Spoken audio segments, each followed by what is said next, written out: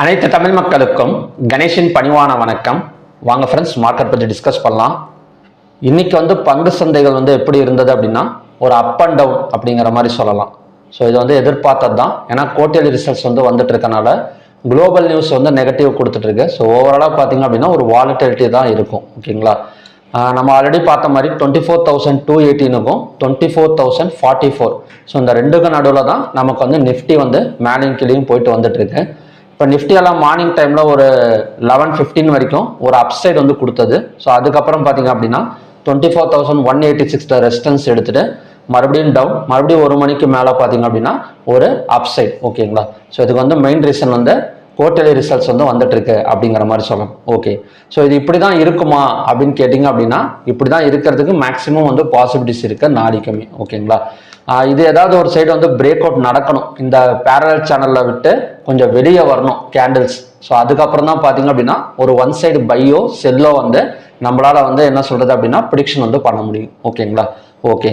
So நாளைக்கு condition எப்படி இருக்கும், அதாவது நாளைக்கான support and resistance weekend market எப்படி இருக்கும் அப்படின்னு பார்க்கறதுக்கு முன்னாடி நாம ஒரு சில நியூஸ் அண்ட் டேட்டாஸை பார்த்துட்டு வந்துடலாம்.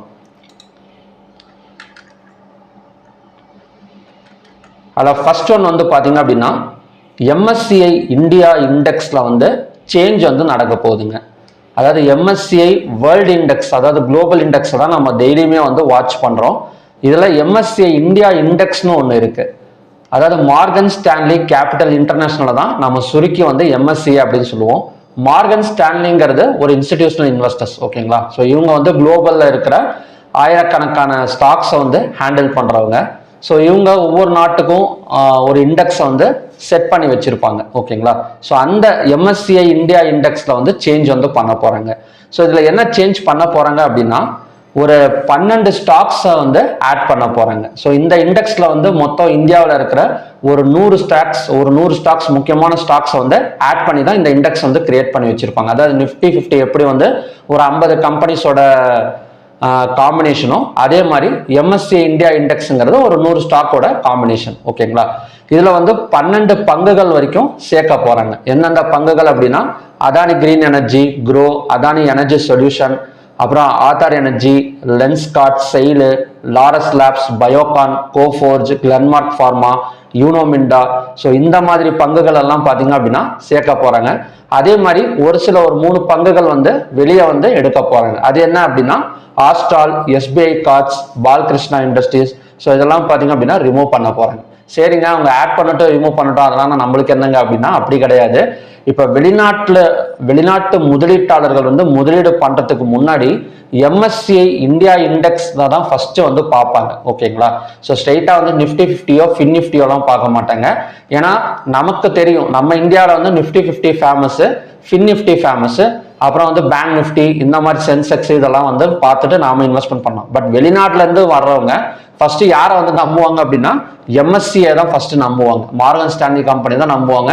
சரி, நம்ம இந்தியாவில் இன்வெஸ்ட்மெண்ட் பண்ணலான்னு இருக்கிறோம், சரி MSCI இந்தியா இண்டெக்ஸ் பார்க்கலாம் அப்படின்னு சொல்லி பார்ப்பாங்க.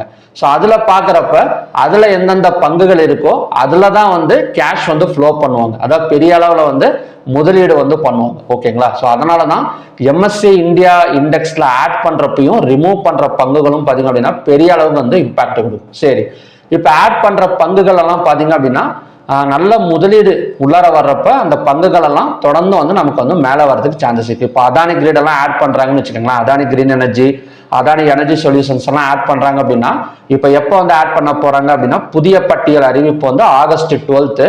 அதாவது எப்போ சேஞ்சிங் ஃபுல்லா வரும் அப்படின்னா ஆகஸ்ட் 31 அன்னைக்கு நமக்கு எந்தெந்த இது மாற்றங்கள் இருக்கோ அது நமக்கு கிடைச்சிடும். ஓகேங்களா, ஸோ அப்படி கிடைக்கிறப்ப இந்த அதானி ஆட் பண்ணியிருக்காங்க அப்படின்னா ஸோ அதுல முதலீடுகள் நிறைய பண்ணுவாங்க. அப்போ ஆட்டோமேட்டிக்கா என்ன ஆகும், இந்த பங்குகள் ஆட் பண்ணியிருக்கிற பங்குகளோட பிரைஸ் எல்லாம் பார்த்தீங்க அப்படின்னா கொஞ்சம் சீக்கிரமாவே மேலே வரதுக்கு சான்சஸ் இருக்கு. மெதுவா கிடையாது, சீக்கிரமாவே மேலே வரதுக்கு சான்சஸ் இருக்கு.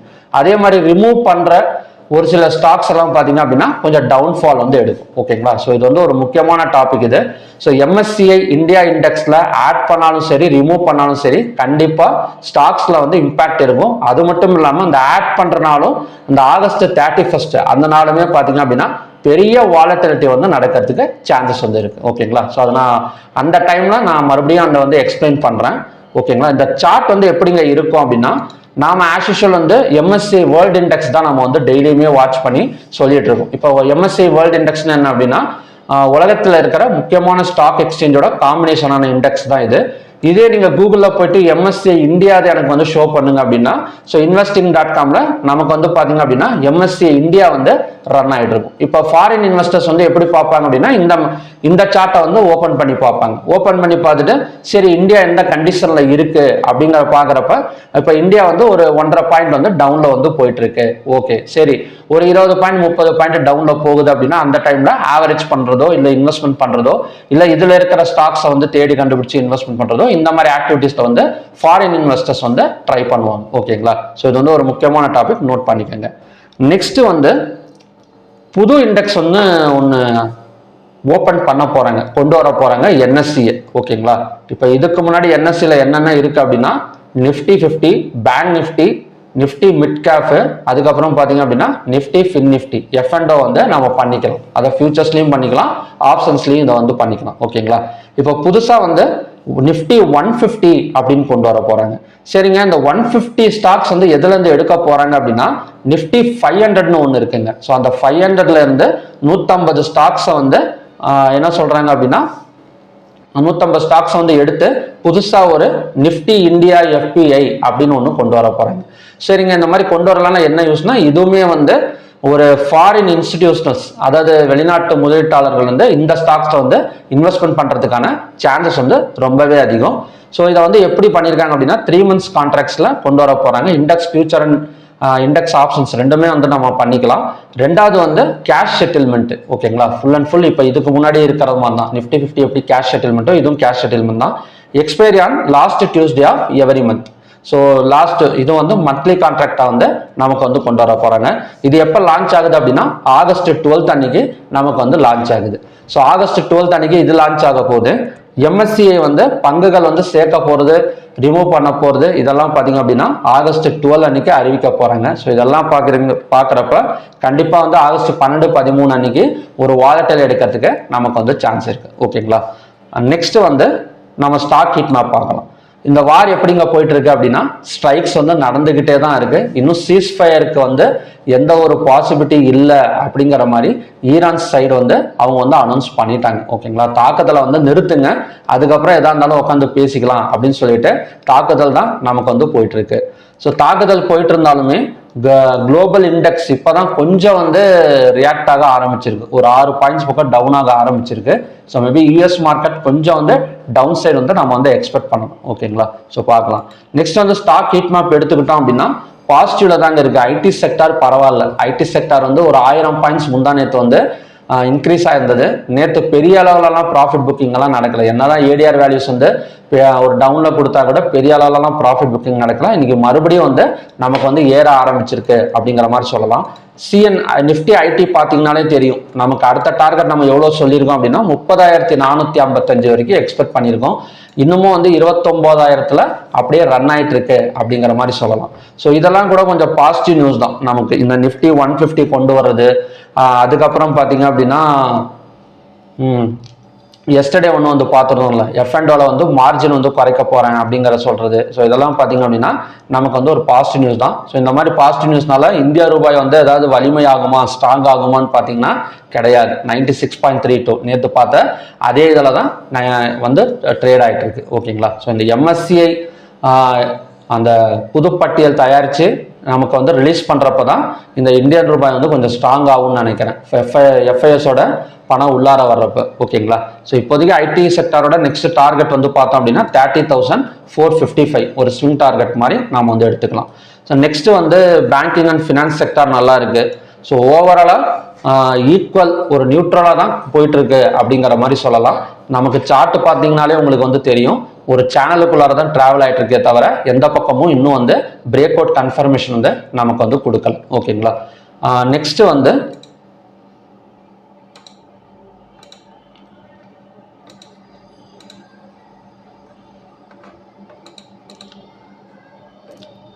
இன்னைக்கு வந்து எந்தெந்த ஸ்டாக்கோட குவார்ட்டர்லி ரிசல்ட்ஸ் அப்படின்னா, Wipro, Bharat heavy electricals, Jio financial, 360 OneWarm. So இதெல்லாம் குவார்ட்டர்லி ரிசல்ட்ஸ். நாளைக்கு வந்து பார்த்தீங்க அப்படின்னா, ஸோ நாளைக்கு வந்து நமக்கு JSW steel limited, Havells India, RBL bank limited, federal bank, அதுக்கப்புறம் Reliance Industries, Oberoi Realty limited. So இதுக்கான குவார்டர்லி ரிசல்ட்ஸ் வந்து நாளைக்கு இருக்கு. ரிலையன்ஸ் இண்டஸ்ட்ரீஸ் இருக்கிறதுனால கண்டிப்பாக கொஞ்சம் வாலட்டிலிட்டி வந்து நாம் வந்து எதிர்பார்க்கலாம். ஓகேங்களா. அடுத்தது வந்து ஓப்பன் இன்ட்ரெஸ்ட் டேட்டா பார்க்கலாம். ஓப்பன் இன்ட்ரெஸ்ட்டை பொறுத்த வரைக்கும் காலையில் வந்து கொஞ்சம் கால் ஆப்ஷன் சைடு பை பண்ணி புட் ஆப்ஷன் சைடு செல் பண்ணியிருக்கிற மாதிரி சுச்சுவேஷன் வந்து இருந்தது. பட் போக போக பார்த்தீங்க அப்படின்னா கால் ஆப்ஷனை செல் பண்ணி புட் ஆப்ஷனை பை பண்ணியிருக்கிற மாதிரி தான் நமக்கு வந்து க்ளோசிங் வந்து கொடுத்துருக்குறாங்க. நெக்ஸ்ட் வந்து ஸ்டாக் NSEல 3349 ஸ்டாக்ஸ் வந்து ட்ரேட் ஆயிருக்கு. அதில் அட்வான்ஸ் எடுத்துக்கிட்டோம் அப்படின்னா 1446, டிக்ளைன்ஸ் வந்து 1788, அன்சேஞ்சட் வந்து 115. கிட்டத்தட்ட நெகட்டிவ் பாசிட்டிவ் கம்பேர் பண்ணுறதோட நெகட்டிவ் வந்து நமக்கு வந்து இன்னைக்கு வந்து அதிகமாக இருக்கு. 52 வீக் ஹைல இன்னுமே வந்து 79 ஸ்டாக்ஸ் வந்து பாசிட்டிவ்ல தான் இருக்கு. 52 வீக் லோல 36 ஸ்டாக்ஸ் மட்டும் தான் இருக்கு. அப்பர் சர்க்கியூட்ல 84, லோயர் சர்க்கியூட்ல 71. செக்டார்ல எப்படிங்க பெர்ஃபார்மன்ஸ் பண்ணிருக்கு அப்படின்னா பேங்க் நிஃப்டி, ஃபின் நிஃப்டி கொஞ்சம் டவுன்ல இருக்கு. பெரிய அளவில் டவுன் கிடையாது, ஒரு 0.4, 0.5. ஸோ எல்லாமே இந்த 0.2, 0.3, 0.4 எல்லாம் ஒட்டா சேர்த்து நமக்கு நிஃப்டி கொஞ்சம் செல்லிங் ப்ரெஷர் கொடுத்துருக்கு இன்னைக்கு சென்செக்ஸ் எக்ஸ்பைரியில் அப்படிங்கிற மாதிரி சொல்லலாம். ஐடி செக்டார் கொஞ்சம் தாக்கு பிடிச்சிட்டு இருக்கு. 1.10% வந்து நமக்கு வந்து தாக்கு பிடிச்சிட்டு இருக்கு. ஸோ மற்றபடி ஆட்டோ செக்டார் நல்லா இருக்கு, FMCG. ஸோ இதெல்லாம் அங்கங்க ஒரு சில செக்டார்ஸ்லாம் 1% பக்கம் அதிகமாக இருக்கு. இந்த சின்ன சின்ன நெகட்டிவ் எல்லாம் ஒட்டா சேர்ந்ததுனால நமக்கு இன்னைக்கு வந்து கொஞ்சம் செல்லிங் ப்ரெஷர் கொடுத்துருக்கு அப்படிங்கிற மாதிரி சொல்லலாம். அடுத்தது வந்து ஹைவேட்டே ஸ்டாக்ஸ்.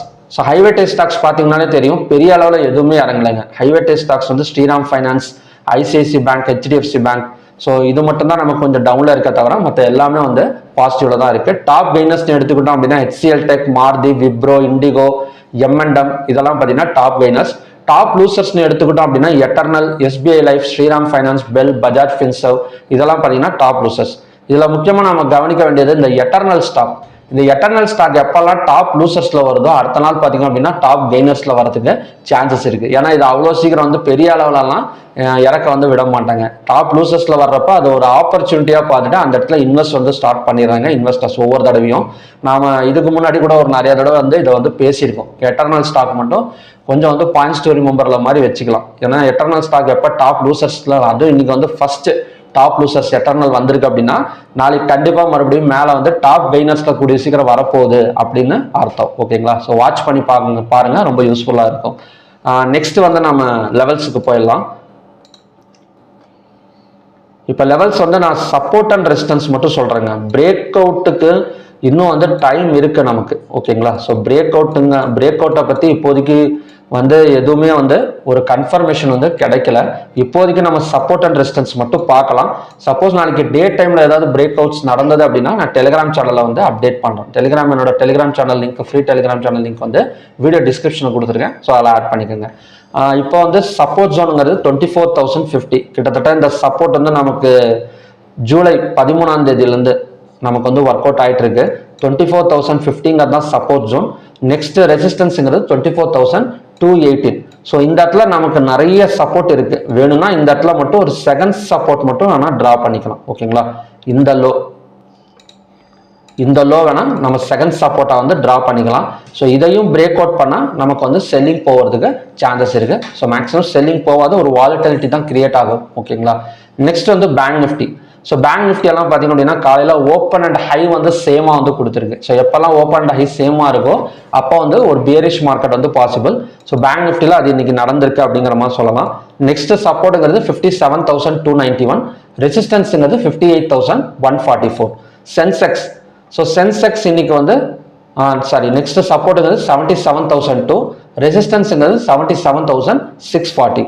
அடுத்தது வந்து fin Nifty. So fin Nifty ஆகட்டும், பேங்க் நிஃப்டி ஆகட்டும், நிஃப்டி ஆகட்டும் எல்லாமே ஒரு ஜோனுக்கு வந்து நமக்கு வந்து ரெக்கவரி தான் இருக்கு. தொடர்ந்து வந்து நமக்கு வந்து எந்த ஒரு ஃபாலுமே நடக்கல. ஓகேங்களா. நெக்ஸ்ட் சப்போர்ட்டுங்க 26,488, ரெசிஸ்டன்ஸுங்கிறது 26,898. அடுத்தது mid cap Nifty. So mid cap Nifty நம்ம எஸ்டர்டே பார்த்த ரெசிஸ்டன்ஸ் ஒர்க் அவுட் ஆயிருக்கு அப்படிங்கிற மாதிரி சொல்லலாம். 14,831. ஸோ அகைன் இந்த ரெசிஸ்டன்ஸ் ஒர்க் அவுட் ஆகக்கூடிய சான்சஸ் வந்து இருக்கு. நமக்கு நிஃப்டி மிட் கேப் வந்து இப்போதைக்கு பிரேக் அவுட் ஆகணும் அப்படின்னா ஆல் டைம் ஹையா வந்து பிரேக் அவுட் பண்ணணும். அதாவது 14,876 பிரேக் அவுட் பண்ணி ஒரு 15 மினிட்ஸ் கேண்டில் ஆச்சு க்ளோசிங் வச்சா அந்த இடத்துல வந்து ஒரு பை கன்ஃபர்மேஷன் வந்து நமக்கு கிடைக்கும். அது வரைக்குமே இந்த இடம் வந்து 14,831ங்கிறத நமக்கு வந்து ரெசிஸ்டன்ஸ் ஜோன் தான். ஓகேங்களா? ஸோ ஓகே ஃப்ரெண்ட்ஸ், இப்போதைக்கு நமக்கு வந்து NSC and BSc, Nifty, bank Nifty, Sensex இதெல்லாம் ஒரு பேரல் சேனலில் போயிட்டு வந்துட்டு இருக்கு. சப்போர்ட் அண்ட் ரெசிஸ்டன்ஸ் மட்டும் பார்க்கலாம். பேட்டர்னுங்கிறது எதுவும் ஸ்பெஷல் பேட்டர்ன் வந்து ஃபார்ம் ஆகலை அப்படிங்கிற மாதிரி சொல்லலாம். இப்போ இந்தியா விக்ஸ் எல்லாம் எப்படிங்க இருக்கு அப்படின்னா அதுவும் நியூட்ரல் தான். யூஎஸ்டி ஐஎன்ஆர் மட்டும்தான் நமக்கு வந்து பியரிஷ் சைடு வந்து சப்போர்ட் பண்ணிட்டு இருக்கு. ஓகேங்களா? இப்போ 96.32 வரைக்கும் வந்திருக்கு. எஸ்டர்டே சொன்ன மாதிரி தான் 97.5 எல்லாம் போனது அப்படின்னா ஒரு சின்ன கிராஷ் வந்து தாராளமாக வந்து எதிர்பார்க்கலாம். எஃப்ஐஎஸ் வந்து பணத்தை வெளியெடுக்கிறதுக்கு சான்சஸ் இருக்கு. ஸோ எஃப்ஐஎஸோட ஆக்டிவிட்டிஸ் எல்லாம் எப்படி இருக்கு அப்படின்னா 2-3 நாளாவே செல்லிங்ல தான் வச்சிருக்காங்க. ஓகேங்களா? ஸோ அதனால தான் நமக்கு வந்து இந்திய ரூபாய் 96.32 வந்து ரேஞ்ச் ட்ரேட் ஆயிட்டு இருக்கு. பார்க்கலாம். ஸோ ஓகே ஃப்ரெண்ட்ஸ், நெக்ஸ்ட் வந்து நம்ம க்ரூட் ஆயிலுக்கு போயிடலாம். இப்போ க்ரூட் ஆயில் என்னதாங்க இருக்கு காலையிலேருந்து அப்படின்னா, காலையில் வந்து ஒரு லெவல் பார்த்துருந்தோம்.